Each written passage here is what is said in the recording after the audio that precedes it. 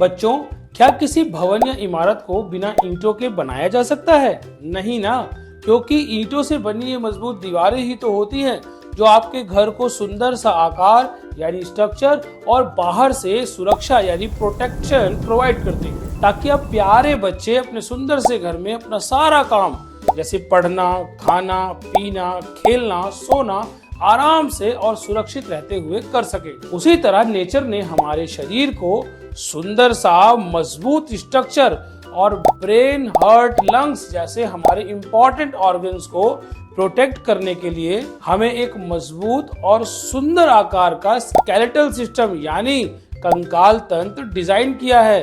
Skeletal system में हम सबसे पहले बात करेंगे स्कल यानी खोपड़ी की।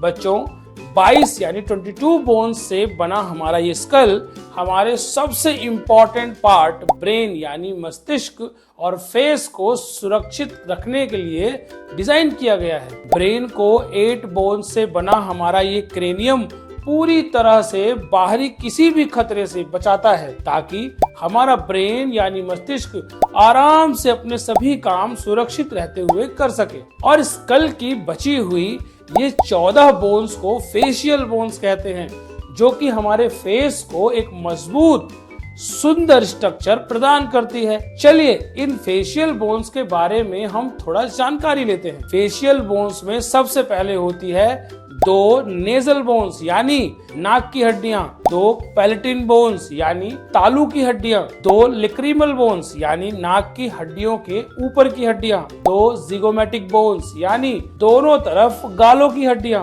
2 मैक्सिला बोन्स यानी ऊपरी जबड़े की हड्डियां, 2 इंफीरियर नेजल कॉच यानी अवर नासिका शंख, 1 वोमर बोन यानी नेजल कैविटी को डिवाइड करने वाली बोन, 1 मैंडिबल बोन यानी निचले जबड़े की हड्डी। बच्चों, हमारे पूरे स्कल में सिर्फ मैंडिबल बोन यानी निचले जबड़े की हड्डी ही तो होती है जो मूवमेंट यानी गति करती है, और यही हड्डी स्कल की सबसे बड़ी और सबसे मजबूत बोन होती है। तो बच्चों, स्केलेटल सिस्टम के इस इम्पोर्टेंट पार्ट स्कल में इतना ही। फिर मिलेंगे new interesting and informative videos के साथ।